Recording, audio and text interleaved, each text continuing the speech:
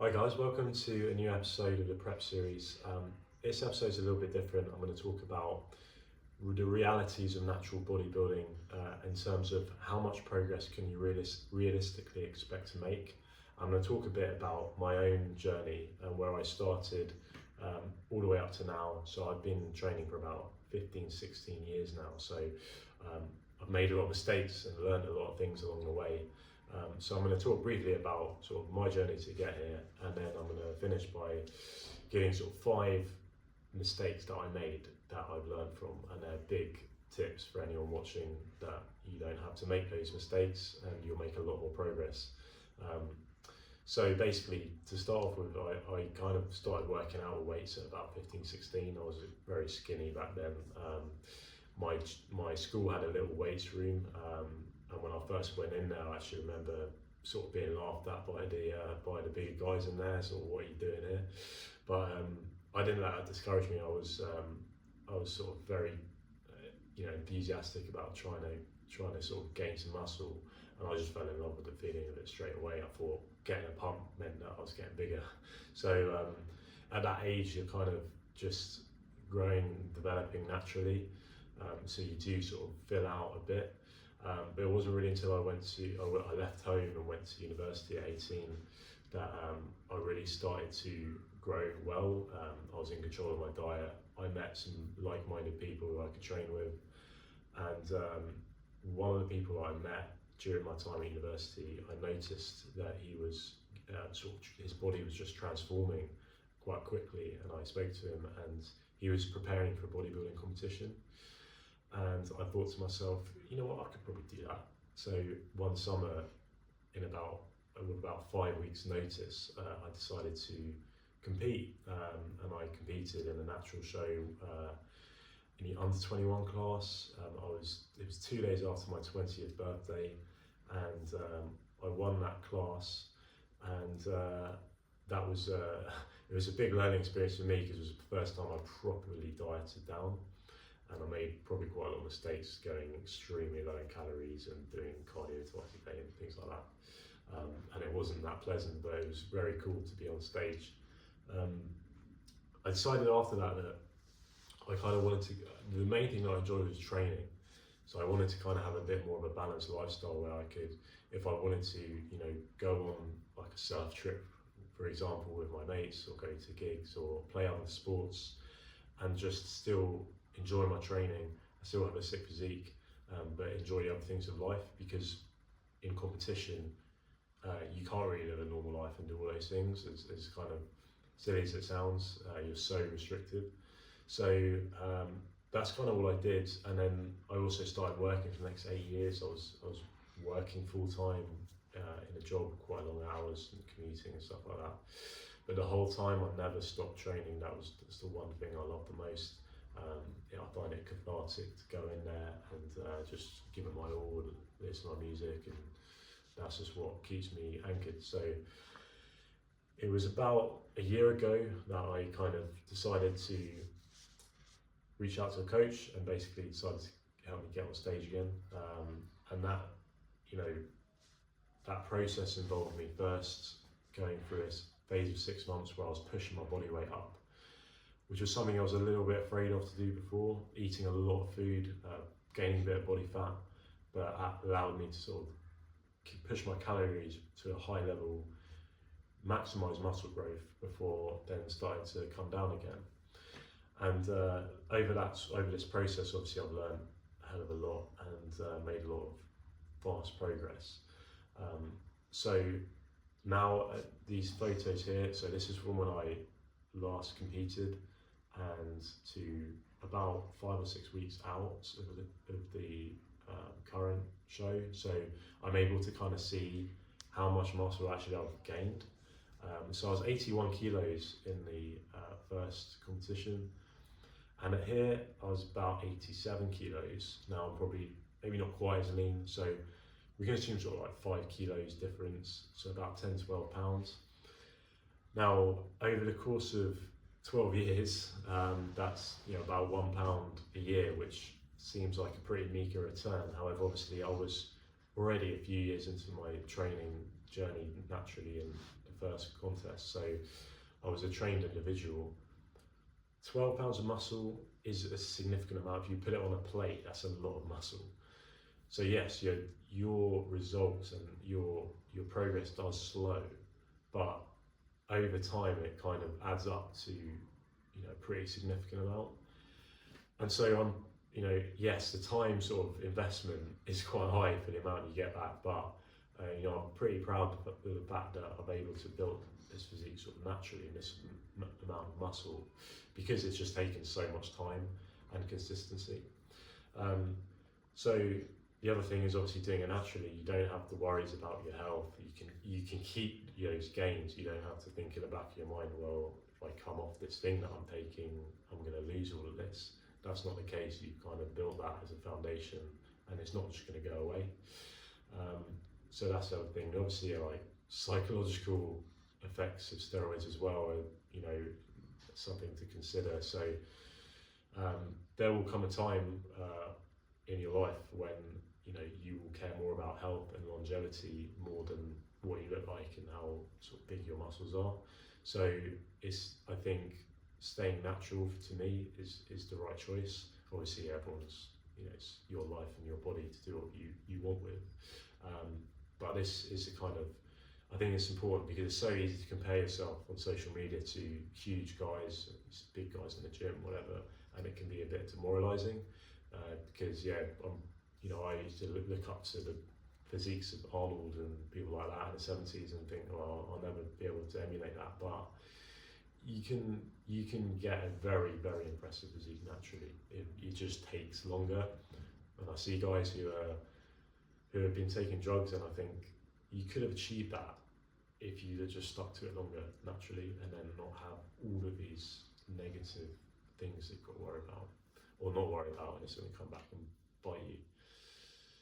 So with the hindsight and experience of sort of 12 years, there are obviously things I would have done differently, and there are things that now I believe that I could have gained more muscle than I did, and I've got more progress to gain, even though I'm so sort of far in now. I've still got, I think, a lot of progress to make.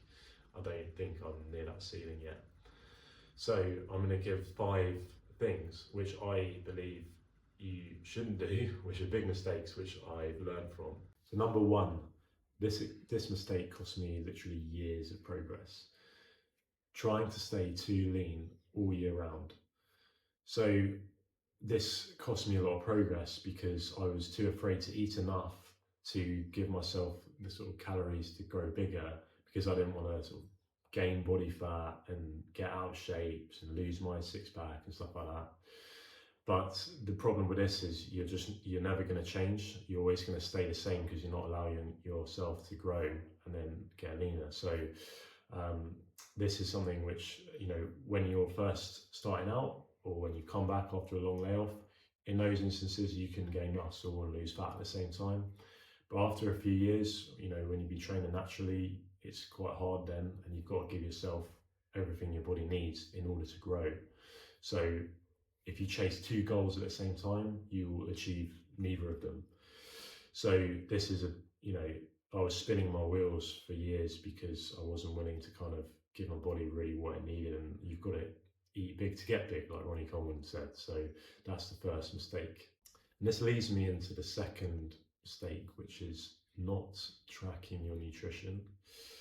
So I'm not saying you need to count every gram of every calorie all the time, but you need to have a good idea of what your nutritional intake needs to be in order to achieve the goal you want. So whether you're in a muscle building phase or a fat loss phase, if you're not tracking it, and I didn't for years, you're kind of going into it blind, and you're kind of guessing as to whether am I sort of actually gaining muscle or not. You don't know, and it's a bit of a shame if you're having amazing training sessions, but then you're not getting anything out of it because you haven't quite eaten enough to be in a surplus.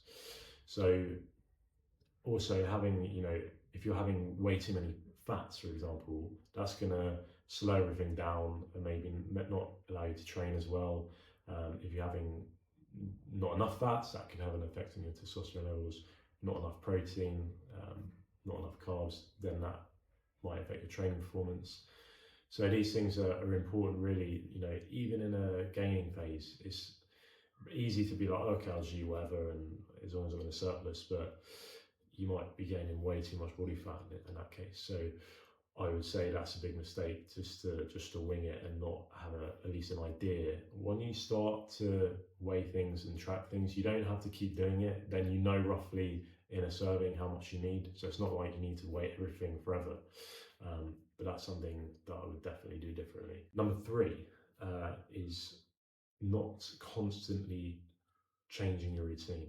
So there's this thing about like muscle confusion, keep the muscle guessing. That's all load of complete rubbish. So I used to have a kind of training OCD where I was like, oh, I haven't done a certain machine in a while, I need to hit that. But if you stick to a certain core group of exercises and get better at them and then continually to improve them, you'll get far better results than continuing to change things up. Whenever you introduce a new exercise, for the first few times you do it, your body is actually kind of adapting to the movement, like neurally. So you find you get better quite quickly. But that's not actually your muscles sort of necessarily going to get bigger from that. It's just your neural sort of pathways. You're getting used to that movement, and then you start to improve after that in terms of muscle growth. So that for the last year, I've stuck to the same group of exercises. I might sort of swap one in and out here and there if it's hurting me or if I'm just not progressing on it at all. But that's another thing. And also, if you're just doing whatever, then you might be doing way too much. And that's something I did. I love training so much that I wouldn't leave the gym until I was absolutely, battered, which is not the best idea because ultimately training is just breaking down muscle and then you're giving it the nutrition to build back up and then go past what you've done before. If you're doing too much, you're doing too much of a whole, it's going to be too difficult for your body to sort of even recover, let alone sort of get stronger from that. So that's something to bear in mind so you don't end up overtraining, which is a real thing. Number four, which kind of ties into that one as well, is not logging and tracking your lifting. So what I mean by that is basically having a logbook and say, right, I did X amount of weight for 10 reps. Now in my next session, I can go, right, that's what I did last week. And sometimes you think, oh, Jesus, like, I don't know if I can get that this week or beat that. But you surprise yourself and you actually do it half the time. Whereas the mind can trick you and go, okay, do a bit lighter, I'm not going to do that today. And that's just not, you're wasting your time then. You're doing something that is within your body's current capabilities. So it's got no reason to grow. So tracking your lifts is a big thing. I enjoy it now. I log everything. And it's kind of like, it's almost like going in as this sort of a game. It's like a battle to try and like beat what I did before. And when I'm starting down, obviously I'm trying to still like beat what I did before, maintain it. And that kind of mentality rather than going, oh, I'll go lighter, that helps me in terms of retaining muscle mass. So that is the fourth tip. Okay, so fifth and final mistake. It's a little bit different, this one, but it's basically don't let other people's opinions take away from what you want to do and your own goal. So obviously with bodybuilding, it's kind of to most people, it's a bit of an unusual thing. It's kind of seen as maybe a bit weird, and people might try and discourage you and take you away from it and live a bit more of a normal life. And this is something when I was younger, I competed for the first time, and this was way before like Instagram, before competing was much more popular. It was kind of seen as really weird because people just didn't understand it. So I had a lot of sort of judgment and stuff like that, which kind of at that age got to me a little bit.